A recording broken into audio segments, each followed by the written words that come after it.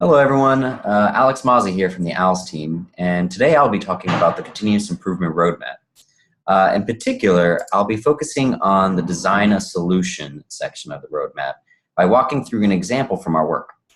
ALS has had the opportunity to develop some org-wide solution for our core member support model for the one-day working group, and I'll be walking through that as an example for you all. We started by defining the problem. And at a high level, defining the problem for us was that there was a lot of variability in our core member outcomes across our regions. And we wanted to see if we could minimize that. We analyzed some root causes by speaking with a lot of stakeholders, internal and external, and investigating what is exactly going on here. And as we started to pull out the root causes, we were essentially mapping out the experience for our staff and our core members. What we landed on, though, was that we found some of our regions felt that they did not have enough guidance from national teams as to what good teaching looked like, and where core members needed to be in their development. So this was particularly acute for coaches and core members themselves, though national teams felt that they provided a lot of guidance for our core members and coaches. So this showed to us that there was a gap.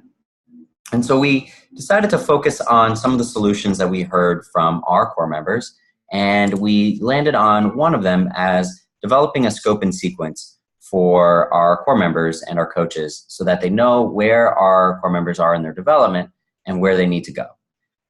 We focused on from what we heard on the ground as well as what were some best practices across the organization and designed this prototype. We felt that having a prototype was really important as part of the solution process because it gave us something tangible to show other folks and our stakeholders what we were actually talking about.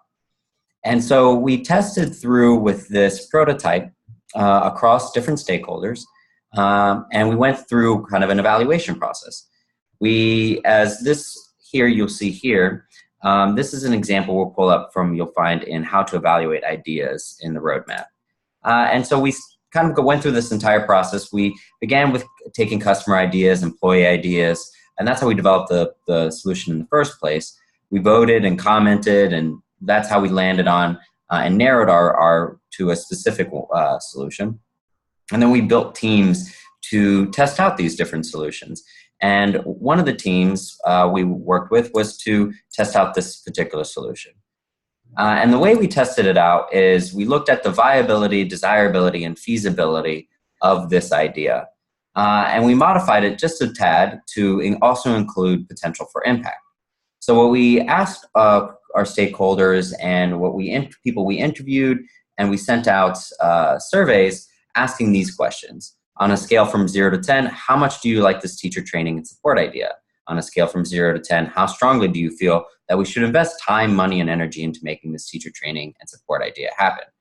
That was for our desirability. For our feasibility, we looked at projecting the costs of such a intervention and then asked folks, do you believe this is feasible to implement for our organization? And then for the potential for impact, we asked on a scale from 0 to 10, how much impact do you believe this teacher training and support idea will have on students? And we believe that going through this process was extremely helpful in being able to identify what was really our best ideas. And we modified our solution based off of the feedback that we were receiving. And hopefully this kind of walks you all through an example of how to design a solution. Thank you so much.